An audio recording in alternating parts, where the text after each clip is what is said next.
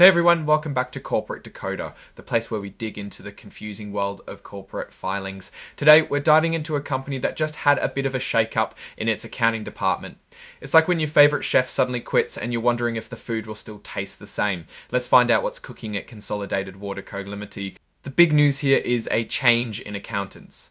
Consolidated Water Company K about this switch. It's basically a heads up to investors about important events.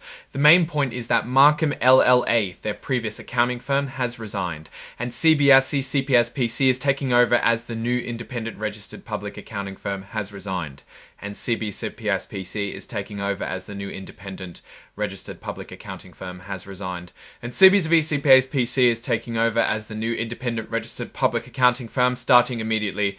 Why the change? Well, Markham was bought by CBSC CPAs back in November of the previous year. This triggered the change and the company's audit committee gave the thumbs up to CBIZ CPAs. Now, let's talk about whether there were any disagreements between the company and Markham. According to the report, there weren't any major arguments about accounting principles, financial statements, or auditing procedures that would have made Markham mention anything negative in their report. However, there was one thing. Markham's report on the previous year had a negative opinion about the company's internal controls. It pointed to a weakness in their information technology controls. Basically, their computer systems weren't as secure or well managed as they should have been. The good news is that this problem was fixed around November of the previous year. However, there wasn't enough time to prove that the fixes were really working effectively by the end of December. So, certain business process controls were still considered non-effective at the year's end.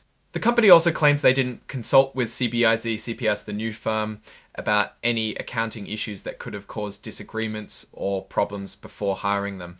They didn't get a sneak peek at what kind of audit opinion CBIZ CPS might give. To make sure everyone is on the same page, Consolidated Water sent a copy of this report to Markham, the old accounting firm.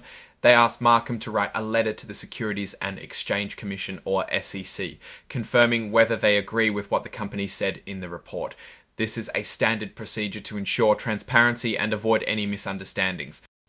That letter from Markham is included as an exhibit to the 8K filing. The report was signed off by David W. Sassnet, the Executive Vice President and Chief Financial Officer of Consolidated Water. So what does all of this mean? Well, a change in accounting firms isn't always a red flag, especially when it's due to a merger or acquisition, like in this case. However, it's always important to dig a little deeper and see if there were any underlying issues. The fact that Markham had previously identified a weakness in the company's IT controls is something to keep an eye on. While the company says they fixed it, investors will want to see proof that those fixes are truly effective over time. Overall, Consolidated Water seems to be handling this transition smoothly.